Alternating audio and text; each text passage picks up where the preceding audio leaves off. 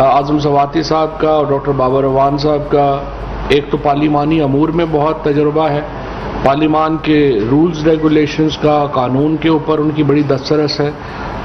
موضوع جو تھا وہ یہ ہے کہ جس طرح سے آج الیکشن کمیشن نے گزشتہ کچھ عرصے سے، کچھ دنوں سے ہم دیکھ رہے ہیں، اور ہم تو خیر پہلے بھی یہ بات بار بار کر چکے ہیں کہ جس قسم کے ایک باعث کے اوپر جس طرح سے ایک یک طرفہ یوں لگتا ہے کہ الیکشن کمیشن ایک ہیڈ کوارٹر بن گیا ہے اس وقت اپوزیشن کا، اور جس طریقے سے کیمپینز الیکشن کمیشن سے اٹھ رہی ہیں اس کے اوپر گفتگو کرنا اہم تھا۔ اور آج بھی جو کچھ کمیٹی پروسیڈنگز ہوئیں وہ بھی اس کے اوپر بھی عوام کو اعتماد میں لینا ضروری تھا، اور پھر جو اس وقت ایک شاہد خاقان عباسی اینڈ کمپنی اور یہ سارے لوگ مل کے جس طریقے سے ایک متنازع بنا رہے ہیں سارے معاملے کو، اس پہ گفتگو کرنا ضروری تھا۔ میں تھوڑا سا آپ کو بیک گراؤنڈ دوں گا، پھر اعظم سواتی صاحب اور بابر اعوان صاحب ہمیں آگے لے کے چلیں گے کہ ہم اس کے اوپر ہمارا لائے عمل کیا ہے، ہم آگے کس طرح سے اس پہ جانا چاہتے ہیں۔ 2013 کے انتخابات ہوئے، اس میں اگر آپ دیکھیں تو اس اسمبلی کی جو پہلی تقریر عمران خان صاحب نے کی تھی وہ یہ کی تھی کہ جناب نواز شریف صاحب آپ کو بہت مبارک ہو، آپ وزیر اعظم بن گئے، لیکن تمام جماعتیں یہ کہہ رہی ہیں کہ انتخابات میں دھاندلی ہوئی ہے۔ ہم آپ سے مطالبہ یہ کرتے ہیں کہ آپ اگر سارا الیکشن نہیں بھی کھولنا چاہتے تو 4 حلقے آپ کھول لیں اور اس سے پتہ چل جائے کہ واقعی جو الزامات ہیں ان میں سبسٹانس ہے یا نہیں ہے۔ عمران خان کی تقریر کے اوپر کوئی دھیان نہیں دیا گیا، جس کے نتیجے میں پاکستان کی سیاسی تاریخ کی ایک بہت بڑی تحریک کا آغاز ہوا، جس کا مقصد کیا تھا؟ فری، فیئر اور ان اکارڈنس ود لا الیکشن کروانا۔ اور وہ تحریک جو تھی وہ منتج ہوئی ایک جوڈیشل کمیشن کے اوپر جس کے سربراہ جسٹس ناصر الملک تھے۔ جسٹس ناصر الملک صاحب نے تمام جماعتوں کو سنا اور اس کے بعد انہوں نے اپنی ریکمنڈیشنز جو ہیں وہ لوگوں کے سامنے رکھی۔ ان کا جو کنکلوژن تھا وہ کیا تھا؟ ان کا کنکلوژن یہ تھا کہ پاکستان میں اس وقت جو منصفانہ انتخابات کا طریقہ کار ہے وہ 100% موجود نہیں ہے۔ الیکشن کمیشن جو ہے وہ تنازعات کی زد میں رہتا ہے۔ الیکشن کمیشن کا جو ہمارا سٹرکچر ہے وہ ہائیلی پولیٹیسائزڈ ہے، اس کے اندر لوگوں کو اعتماد نہیں ہے الیکشن کمیشن کے اوپر، اور تمام جس طریقے سے جو ادارے ہیں جو الیکشن کمیشن کے ماتحت انتخابات کروانے کا جن کے پاس مینڈیٹ ہے، جن کے پاس حق ہے، اور وہ افراد جو الیکشن کمیشن میں کام کرتے ہیں، ان تمام کا جو پولیٹیکل ایفیلیشنز ہیں وہ ان کے کام کے اوپر حاوی ہے۔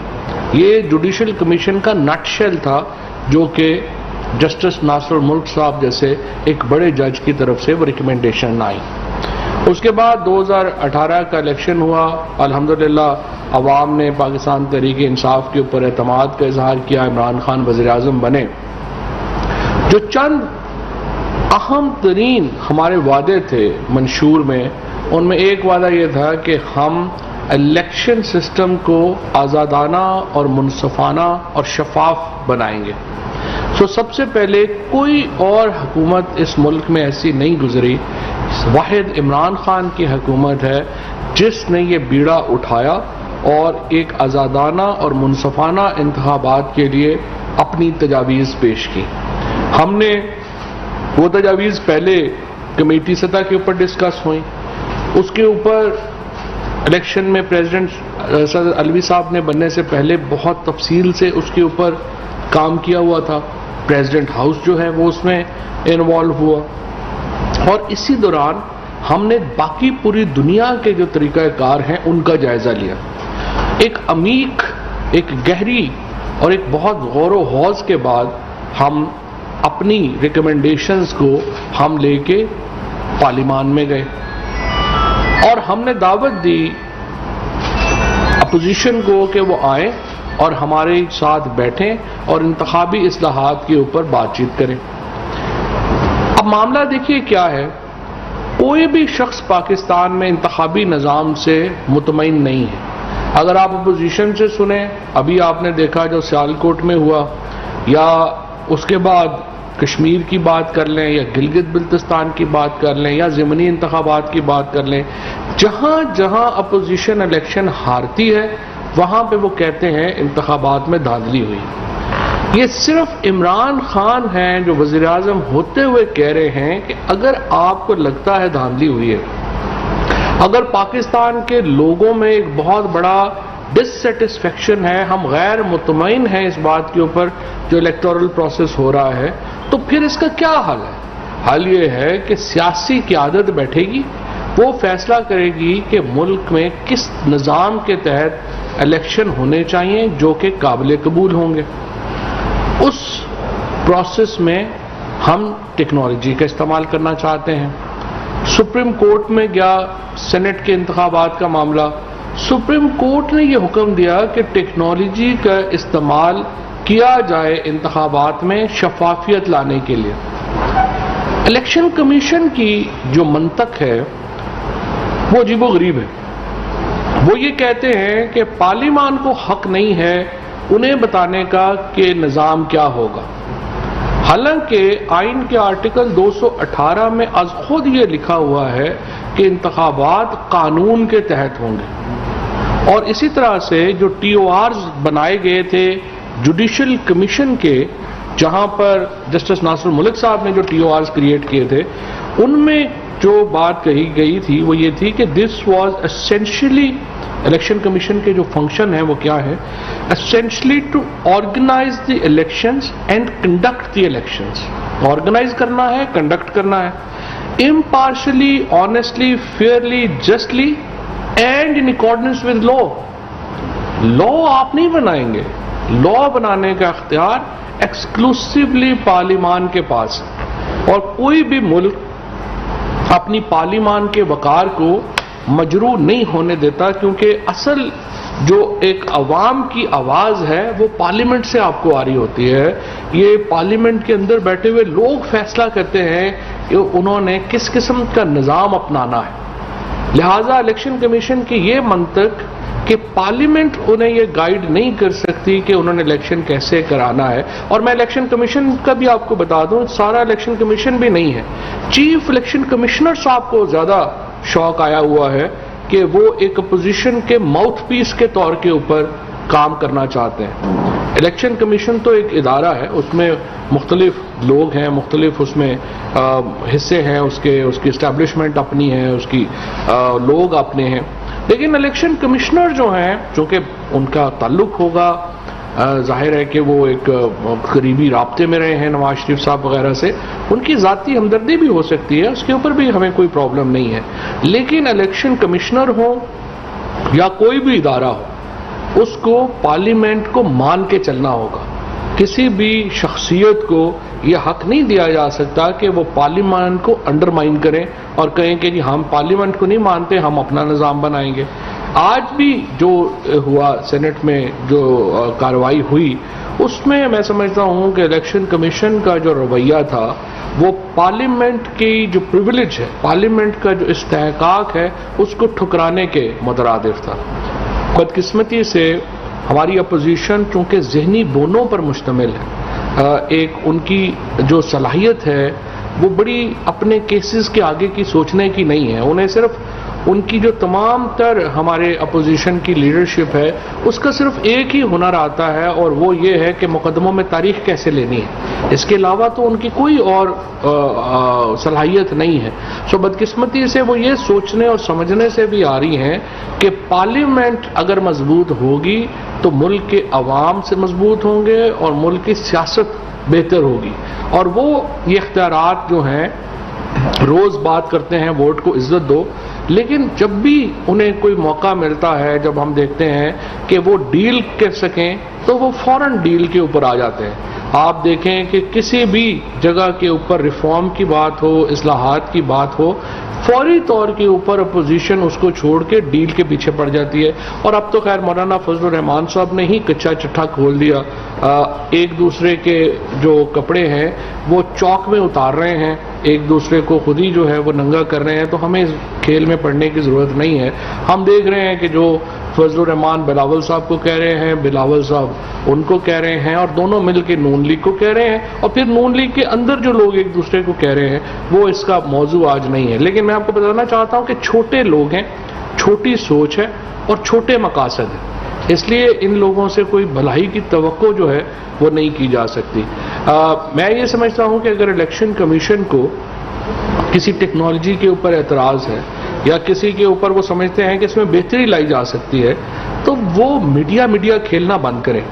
اگر چیف الیکشن کمشنر صاحب نے اس طرح سے ایک سیاست کرنی ہے تو میں تو ان کو دعوت دوں گا کہ وہ الیکشن کمیشن کو چھوڑے اور خود الیکشن میں امیدوار آ جائیں اور دیکھیں، اپنی ورتھ آزمائیں کہ ان کا کون وہ وہاں پہ الیکشن کہاں سے لڑ سکتے ہیں، اور اس کے بعد پارلیمنٹ میں آ کے اپنا کردار ادا کریں. یہ ان کا ایک آئینی حق ہے. لیکن اس وقت جو یوں لگ رہا ہے کہ الیکشن کمشنر جو ہیں وہ ایک ماؤتھ پیس بن گئے ہیں اپوزیشن کا، جو ظاہر ہے کہ ملک کی سب سے بڑی جماعت ہونے کی حیثیت سے اس وقت پارلیمنٹ کے اندر سب سے بڑی عددی اکثریت رکھنے کے اعتبار سے، اور وزیر اعظم عمران خان اس ملک کے سب سے پاپولر لیڈر ہیں اور سب سے بڑا ہمارا ووٹ بینک ہے. اگر ہمیں چیف الیکشن کمشنر پہ اعتماد نہیں ہے تو مجھے بتائیں وہ الیکشن کیسے کرائیں گے. لہٰذا میری یہ ان سے گزارش ہے کہ اپنے رویے کے اوپر نظر ثانی کریں. آپ چھوٹی چھوٹی جماعتوں کے اعلی کار نہ بنیں، آپ اپنے آپ کو ایک ادارے کے سربراہ کے طور کے اوپر آگے لے کے جائیں اور لوگوں کو ہدایات جاری نہ کریں کہ آئی ٹی ڈپارٹمنٹ جو ہے وہ یہ جو انہوں نے اعتراضات کیے، اب وہ کیا اعتراض تھے؟ اعتراض یہ ہے کہ دیکھیں مچھلی جو ہے وہ درخت پہ بھی تو چڑھ سکتی ہے نا کسی دن، تو وہ تو اس کی آپ نے دیکھا ہی نہیں ہے کہ اگر درخت پہ چڑھ گئی تو کیا ہوگا. تو اس طرح کے احمقانہ جو آبجیکشن جس طرح کے انہوں نے ای وی ایم کے اوپر لگائے، اور پھر ایک سیاست کی آبجیکشنز تو اگر آپ لگاتے تو آپ پریزیڈنٹ ہاؤس آ کے لگا دیتے. یہ ہمارے دونوں معزز منسٹر صاحبان جو ہیں یہ کمیٹی میں، آپ کمیٹی میں چلے جاتے، وہاں پہ کرتے. آپ اوپن اس کو جو ہے وہ سیاست کے لیے اگر استعمال کریں گے تو پھر آگے سے رسپانس آئے گا، اور آج بھی اس کا جو ہے وہ رسپانس آیا. اب میں تھوڑا سا گزارش کروں گا ڈاکٹر بابر اعوان صاحب سے کہ جو ریفارمز ہم نے انٹروڈیوس کرائی ہیں ایک اس کا احاطہ کیجئے، اور پھر ہم جو آج جو کچھ ہوا اور آگے کیسے ہوگا وہ اعظم سواتی صاحب ایکسپلین کریں. Thank you. بسم اللہ الرحمن الرحیم. تھینک یو فواد چوہدری صاحب، اعظم سواتی صاحب اور جینٹلمین. آج جو میٹنگ تھی سینٹ کی standing committee for parliamentary affairs, اس کا بیک گراؤنڈ یہ ہے کہ ہم نے پچھلے سال اکتوبر میں الیکٹرل ریفارمز کے بل اسمبلی کے اندر پیش کیے، قومی اسمبلی میں، اور وہ بل 3 مہینے پہلے یعنی 8 ماہ گزرنے کے بعد تقریباً ان کو قومی اسمبلی نے پاس کیا.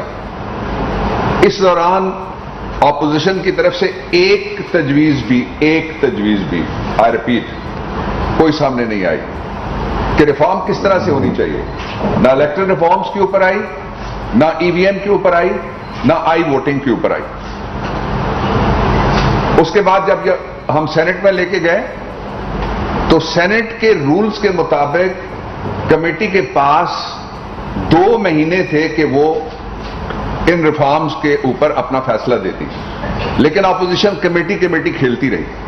2 مہینے گزر گئے، لاکھوں روپے اس دوران کمیٹی پہ لگ گئے قوم کے، اس کے بیٹھنے پہ، آنے جانے پہ، جو دیہڑی داری ملتی ہے وہاں پہ بیٹھنے کی، محنتانہ ملتا ہے اس سارے کو، اور پھر جو اے سی چلتے ہیں لگائیں آپ ذرا خرچہ. اس کے بعد پھر 90 دن کے اندر اگر کوئی بل جاتا ہے ٹرانسمٹ ہو کے نیشنل اسمبلی سے towards the senate of Pakistan تو اس کو پاس ہونا ہوتا ہے.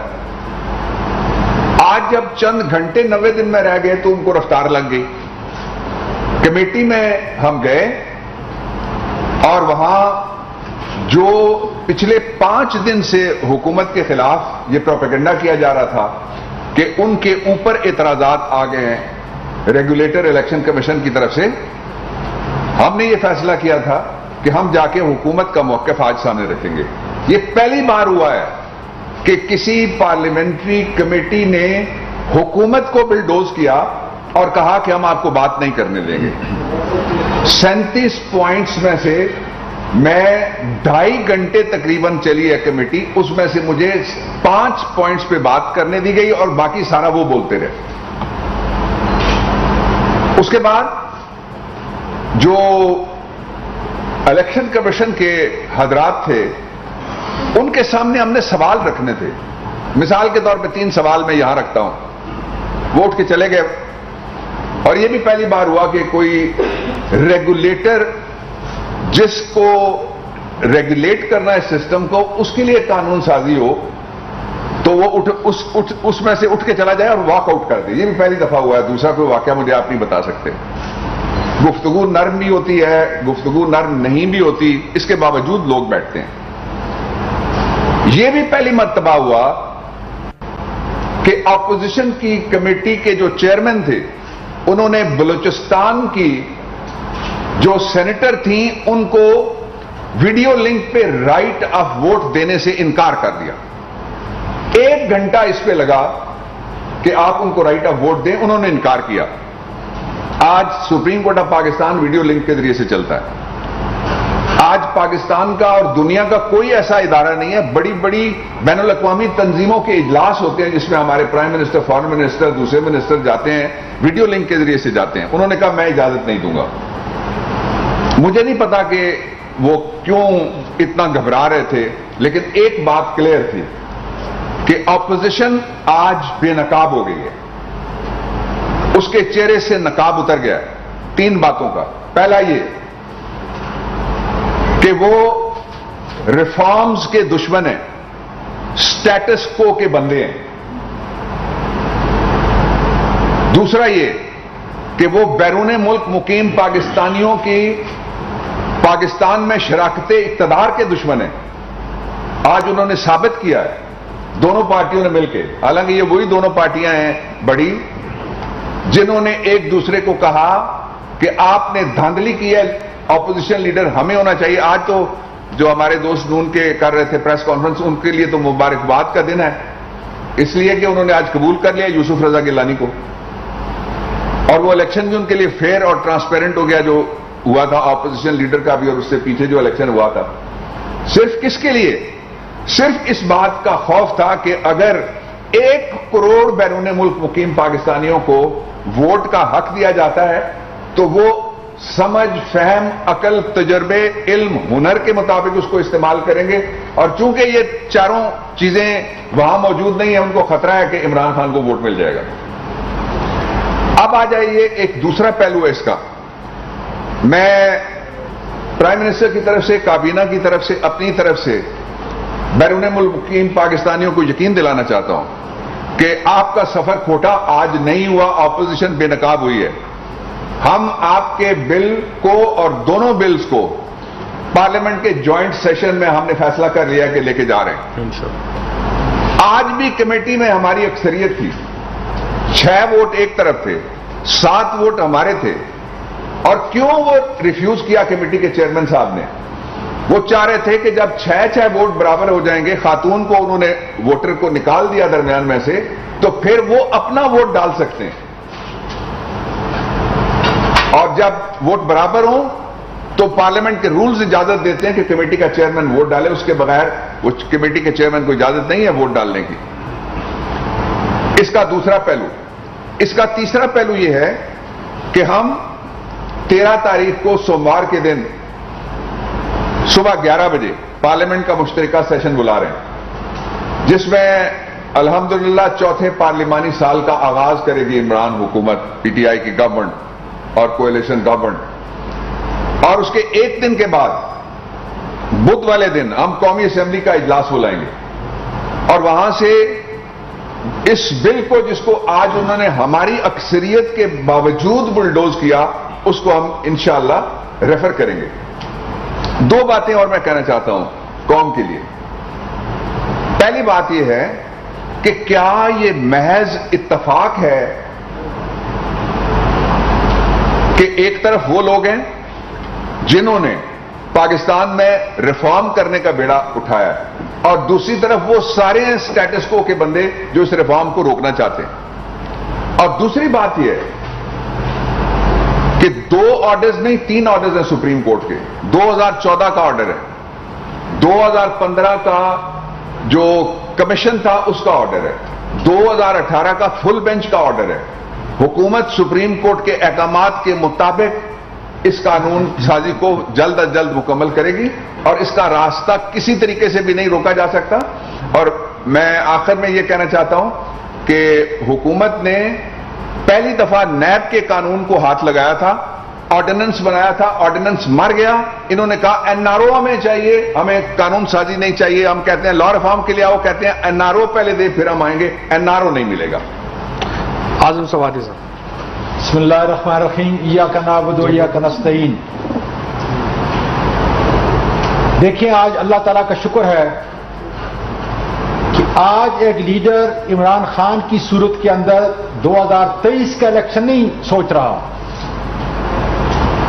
وہ اس ملک میں ایک ایسا جمہوری نظام کے لیے اور اس کے لیے ایک ایسا نظام اس کو تقویت دینے کے لیے انتخابی اصلاحات چاہتا ہے عملی طور پر, کہ جس کے ذریعے ہمیشہ سے غیر متنازع الیکشن پاکستان کے اندر پاکستان کی جمہوریت کا اساس ہو, شفاف الیکشن اس کی روح ہو.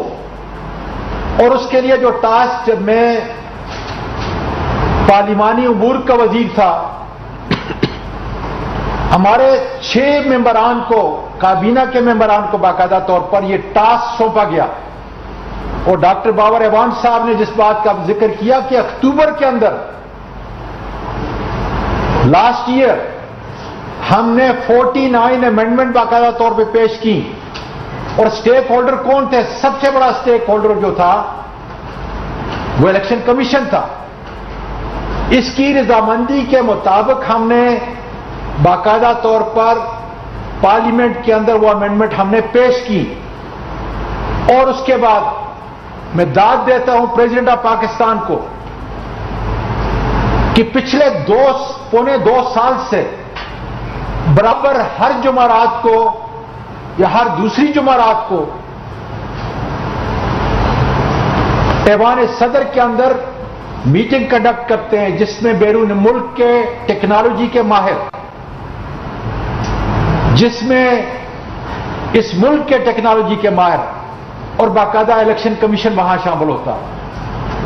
جو پروٹوکول آپ کو ای وی ایم کی مشین سائنس اینڈ ٹیکنالوجی نے آپ کو بتائی وہ ان کی اسپیسیفکیشن الیکشن کمیشن کی دی ہوئی اسپیسیفکیشن کے مطابق ہے, لیکن مشین وہ نہیں. مشین جو جس ٹیکنالوجی کو استعمال کرنا چاہتے ہیں, جس مشین کو استعمال کرنا چاہتے ہیں, جہاں سے بنانا چاہتے ہیں, یہ ثوابدید مکمل طور پر الیکشن کمیشن کا ہے, ہمارا نہیں, حکومت کا نہیں. لیکن 2014 کے اندر آپ کو ادارت عظمیٰ کہتی ہے کہ دیکھیں آپ کے الیکشن پہ لوگ انگلیاں اٹھا رہے ہیں. یہ رپورٹ جو ہے جس کا ذکر فواد چودھری صاحب نے بھی کیا اور ڈاکٹر صاحب نے بھی کیا, یہ وہ رپورٹ ہے جسٹس ناصر ملک نے جو کمیشن کے ہیڈ تھے 2015 کے اندر. اس کی اگر تفصیل دیکھیں تو میں سمجھتا ہوں کہ اسی وقت الیکشن کمیشن کا منہ بند ہونا چاہیے. آج 6 سال گزر چکے ہیں, 6 سال اس کے بعد اب جس لیڈر نے یہ کوشش کر رہا ہے اپنی ٹیم کے ساتھ کہ ایک منصفانہ اور شفاف الیکشن کی طرف ہمیں جانے کے لیے ٹیکنالوجی کی ضرورت ہے. تھوڑی دیر پہلے میں نے یہ کہا تھا کہ ریلوے میں کرپشن کو ختم کرنے کے لیے, ان ایفیشنسی کو ختم کرنے کے لیے, مس مینجمنٹ کو ختم کرنے کے لیے, اس کے ہر ٹیئر کے اوپر جو ہے میں ٹیکنالوجی جو ہے انشاءاللہ تعالی لے کے آ رہا ہوں. کافی کام ہو چکا ہے. اس لیے کہ یہ ساری چیزیں کبھی بھی نہیں ہوں گی اگر آپ ٹیکنالوجی کا استعمال جو ہے نہیں کریں گے. یہاں ٹیکنالوجی کے ماہر اسی اسٹینڈنگ کمیٹی کے اندر آیا, اور اگر آپ اس ایف آئی آر کو جو الیکشن کمیشن نے دی ہے ہماری حکومت کے خلاف جو اچھا کام کرنے کے لیے جا رہے ہیں، تاکہ ریگنگ کا یہ کاروبار جو کر رہے تھے اور ان کے نیچے جو لوگ کر رہے تھے وہ تو بند ہو جائے گا اگر الگ ای وی ایم اگر آ گئی.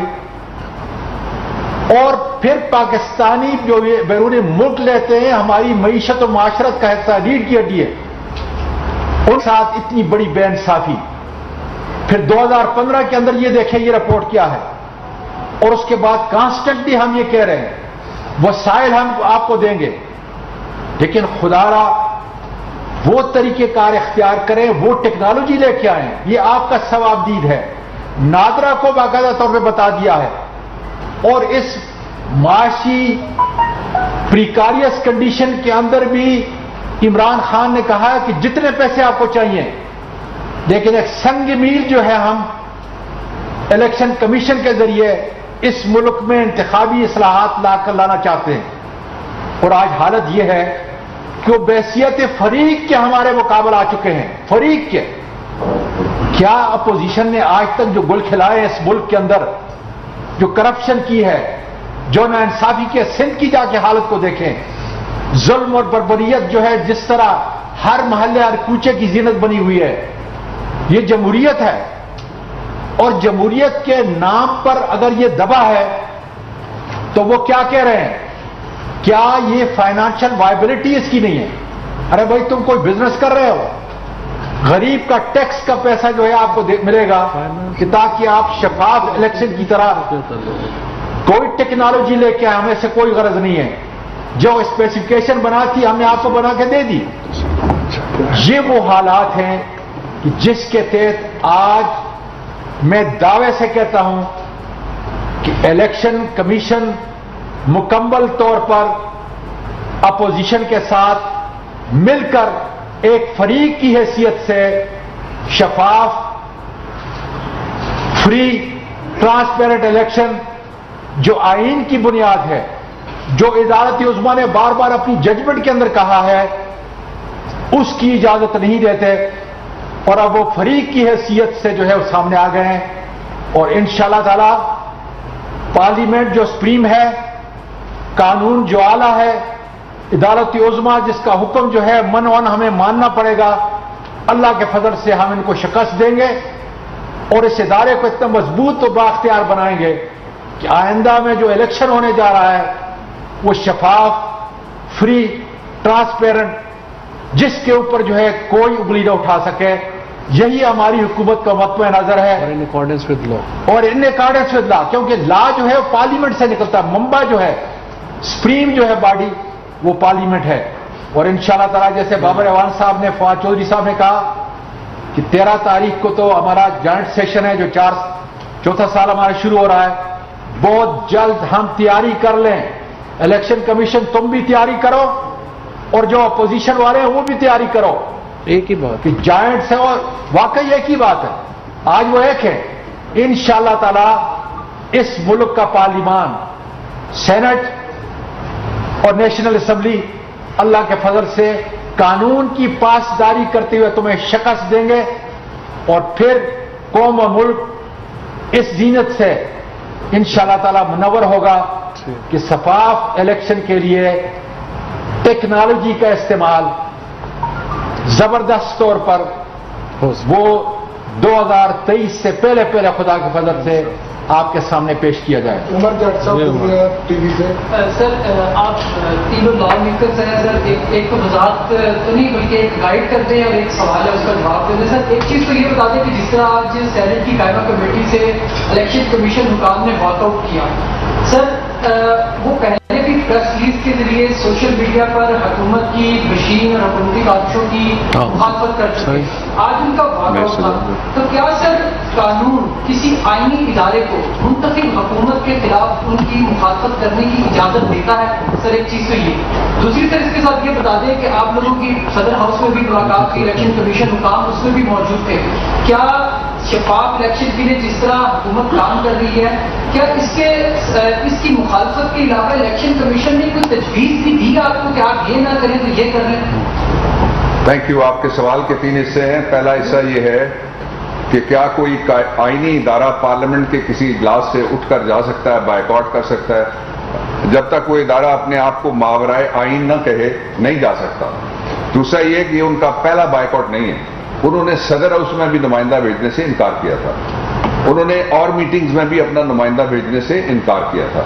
यानी रियासत के अंदर तो कोई और रियासती निज़ाम नहीं चला सकता ना, एग्जीक्यूटिव अथॉरिटी तो गवर्नमेंट नहीं चलानी है, और गवर्नमेंट है आइन के मुताबिक इलेक्टेड। इसका जो दूसरा हिस्सा आपने कहा कि उसके बारे में बात हो चुकी है, मेरे ख्याल में बहुत अच्छे तरीके से दोनों मिनिस्टर्स ने कहा, मैं उस पर नहीं जाना चाहता। मैं सिर्फ आपको ये बताना चाहता हूं कि जो इस वक्त उन्होंने तजावीज दी, आप जरा किसी वक्त बैठ के आप कहें तो कल फिर आ जाते हैं, हम आपको पढ़ के पूरी सुना देते हैं। उसमें लिखा हुआ है धांधली होगी, कैसे होगी उन्होंने नहीं बताया।